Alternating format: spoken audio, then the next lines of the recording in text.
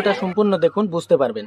আসলে শফিকের বাবা মা এবং বর্ষা, যার সাথে শফিক হয়তো ভিডিও করেছিল পল্লিগ্রাম টিভিতে, বর্ষাও যেমন ভিডিও করতো আগে, সেই বর্ষা কি বলে এবং কি শফিকের বাবা মা কি বলে, সম্পূর্ণ ভিডিওটা দেখুন। শফিক আসলে কিভাবে নির্দোষ বুঝতে পারবেন।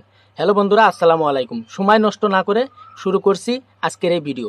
সর্বপ্রথমে আমরা শুনবো বর্ষার মুখ থেকে কিছু কথা। সেই জন্য আপনাদেরকে বলছি, আমি রেজিনগরে শফিকের সঙ্গে ভিডিও করতে গিয়েছি, দিয়ে 3টে ভিডিও করেছি।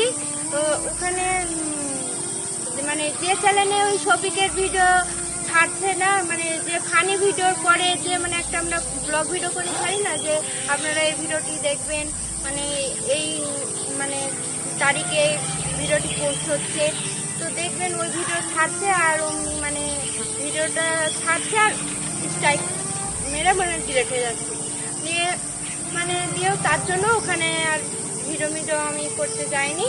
তো আমি নিজস্ব চ্যানেল মানে আগে মানে আমি ফানি ভিডিও করতাম, তো আমার বন্ধ ছিল, দিয়ে আমি আবার চালু করলাম ব্লগ ভিডিও, দিয়ে ব্লগ ভিডিও করছি এখন আমি বর্ষা বিশাল 2 আর টপ 10 চ্যানেল, দুটো চ্যানেল আপনারা সবাই দেখবেন। আর আমিও একটা শর্ট চ্যানেল খুলেছি, বর্ষা অ্যান্ড তাহিন অফিসিয়াল, ওটাও দেখবেন, ওটা আমাদের শর্ট চ্যানেল। আর মেন বিষয় হচ্ছে শফিককে কেন থানায় অ্যারেস্ট করেছে। শফিককে থানায় অ্যারেস্ট করেছে কারণ মানে আমি যতটুকু জানি ততটা বলছি। আমি ওখানে গিয়ে জানতে পারলাম যে শফিকের বিয়ে হয়েছে, দিয়ে ওর বউ এসেছিল আমাদের ওই মানে স্টুডিও ঘরে, আমরা সবাই দেখেছি ওর বউকে। ওর বোন নাম হচ্ছে তারা। এটা কিসের জন্য থানায় কেস করেছে সেটাও বলছি। কেসটা করেছে, ওদের বিয়ে হয়ে গেছে, তাদের দুজনের মধ্যে ঝামেলা, হয়তো শফিক তারা খেয়ে মানে ওর বউকে পাত্তা দিচ্ছে না, তার জন্য হয়তো ওর নামে কেস টেস করেছে। আমি সঠিক তো জানি না, আমি তো চলে এসেছি এই 1 মাস মতো হলো, মানে আমি যতটা শুনেছি ততটাই বলছি আপনাদের।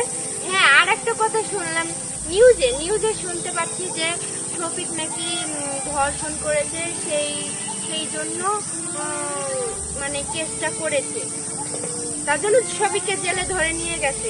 তো মানে আমার তো শফিক অনেক ভালো বন্ধু, আমরা তো একসঙ্গে কাজ করেছি, আমি জানি কেমন ছেলে। তখন আমি ছোট ছিলাম, 1 বছর, মানে আমি ওখানে পল্লিগ্রামে 1 বছর পড়েছি, তখন তো ছোট ছিল, আমিও ছোট ছিলাম। তখন আমরা খুব সুন্দরভাবে ভিডিও করতাম, কোনো ব্যাপারই ছিল না।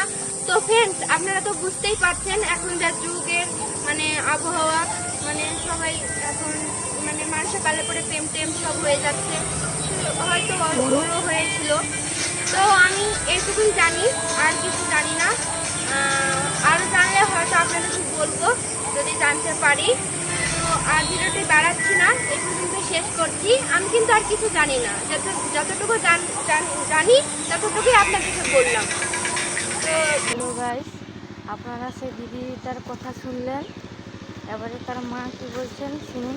বলে শফিকের শাশুড়ি কি বলে শোনাবো তোমাদের। হ্যালো, হ্যাঁ বলেন। তারার মা বলছে। হ্যাঁ আমি তারার। আমাকে চিনতে পেরেছো? আমি তোমাদের বাড়িতে গিয়েছিলাম না?